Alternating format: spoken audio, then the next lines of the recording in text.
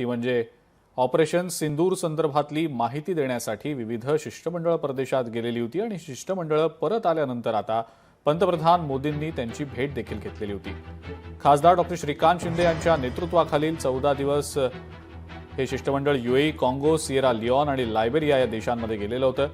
तिथं भारताची बाजू पटवून सांगितली गेलेली आहे। आज याच संदर्भात खासदार डॉक्टर श्रीकांत शिंदे यांनी राज्याचे मुख्यमंत्री देवेंद्र फडणवीस यांचीही भेट घेतली आणि ऑपरेशन सिंदूर साठी पाठवल्या गेलेल्या शिष्टमंडळानं केलेल्या कामाची माहिती त्यांना दिलेली आहे।